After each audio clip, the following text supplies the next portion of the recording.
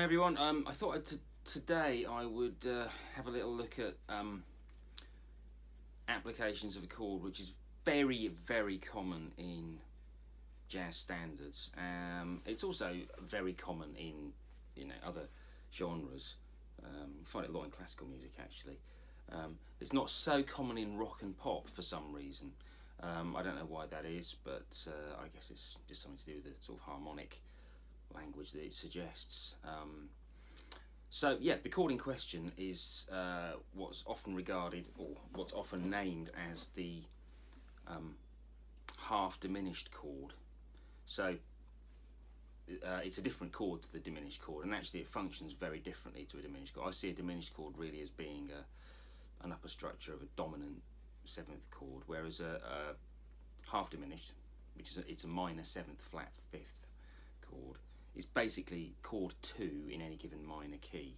Now there are tons and tons of jazz standards that feature half diminished chords, mainly being used as a functional 2 chord, although not exclusively.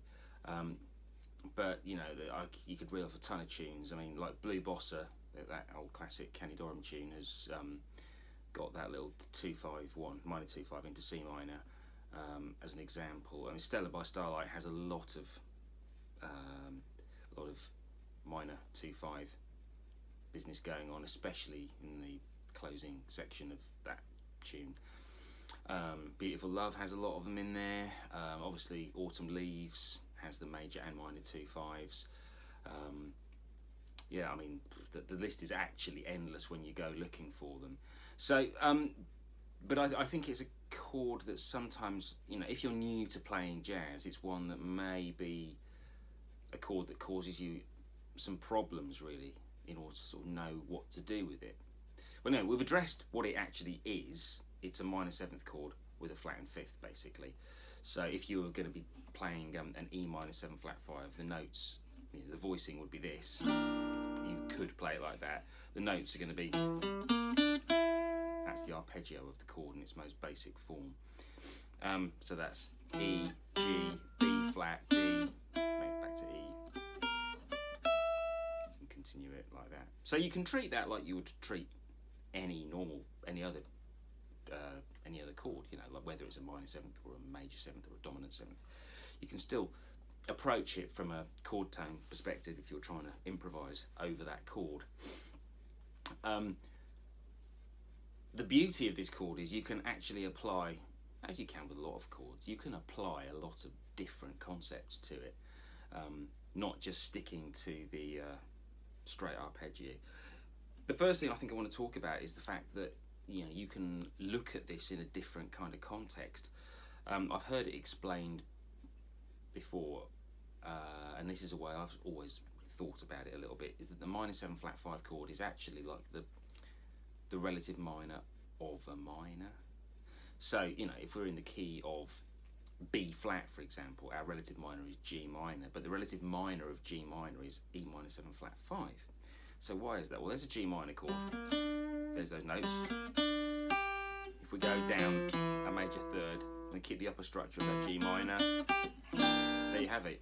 It's a G minor chord with an E in the bass, basically. All right. Now, a G minor chord with an E at the top, G minor 6. So what it is, it's just an inversion of a minor 6 chord, if you want to look at it that way. Again, often the function of the chord will dictate how you choose to spell it. But again, from an improvising point of view, you can look at chords from a number of different angles in order to give you some concepts to deal with. So bearing that in mind, we look at inverting it, so we're playing it as a G minor 6 chord.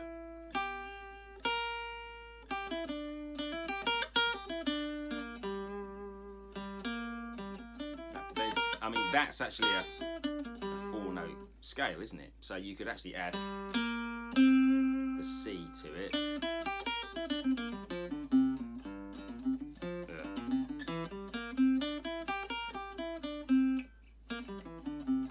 So that's your G minor 6 pentatonic. A normal G minor pentatonic would have the 7th in it, wouldn't it? This one's going to be, still works over that.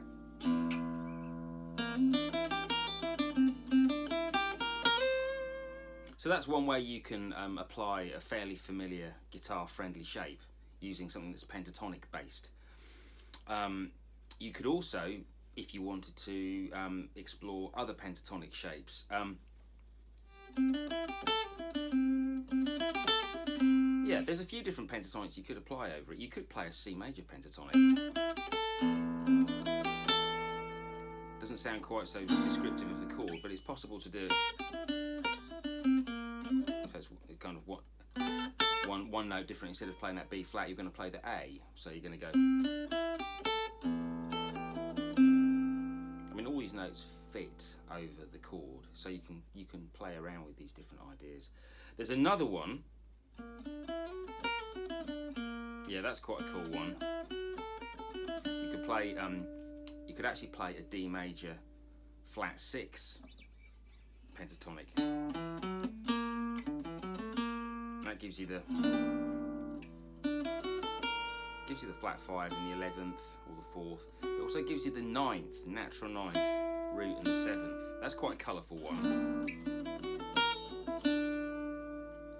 So playing that scale leads us into the another way that you can look at the scale. Okay, so we'll look at the chord, sorry, because so far we've been talking about the function of a chord like this, but you can actually look at it in a modal way, treat the chord as its own entity, even if, you know, whether it's passing through a chord sequence or whether it's hanging around on it a little bit longer. So I think if you remember a minute ago I said about how you could treat it as the relative minor of a minor. If we're talking about it as being, you know, derived from G minor, if we wanted to, we could actually treat it as a, because of the minor 6 sound in there. Now you could say G minor Dorian mode, but actually the scale that seems to describe the sort of half diminished sound would be the G melodic minor. So there you're now able to utilise your melodic minor vocabulary that you may have already sort of sorted out a little bit. You could apply that to a minor 7 flat 5. So melodic minor vocabulary might be stuff that you've already worked out that you could play over a dominant altered chord like that. So you could have that, you know, that's A altered, and that's using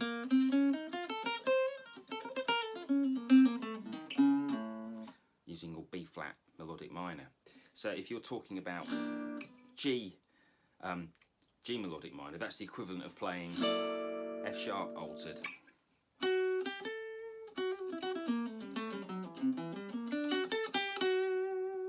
And just for the sake of it, we can also treat that as another, you know, if you know your substitutions and you know your Lydian flat 7 in C, that's the same scale as F sharp altered, which is the same scale as G melodic minor. It's also the same as G melodic minor used over an E half diminished. So as you can see, probably more obvious here. If we play E half diminished here using that voicing, you realise that that's the top part of a C 9th chord, standard voicing. That's why that sound works.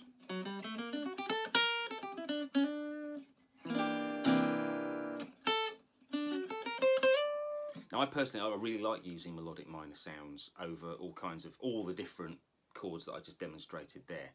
So I think it gives a slightly more jazzy flavour, if you want. If we talk about what sounds jazzy, I mean, of course, there are so many different factors, and it's a very subjective thing. But to my ears, it gives that kind of colour and flavour to chords that otherwise may sound like they don't have such associations with kind of a jazz sound. So yeah, that's basically a quick walk through some of the ways you can approach the half diminished chord, also known as the minor 7 flat 5. So let's recap. It functions as the 2 chord in the minor key. You can play just the arpeggios. You can also create some pentatonics based on it, based around G minor 6 pentatonic, or you could play a D major flat 6 pentatonic, which was this one, which gives you a bit more colour. You can treat it like the same as G melodic minor, so that scale form there, which obviously means that everything that you do, that you work out to go over a C, everything you work out that could fit over, let's say that this E half diminished, you could play over an F sharp altered, you could play over a G minor major 7th or minor 6, or you could play it over a C 9 sharp 11. I think that covers pretty much most of it all. There's one more chord you could apply that to, of course, is your B flat major 7th sharp 5, also known as D over B flat, because that belongs also to the G melodic minor. So they're the main common sounds that I would say you could experiment with. Okay, I'll see you next time. Cheers.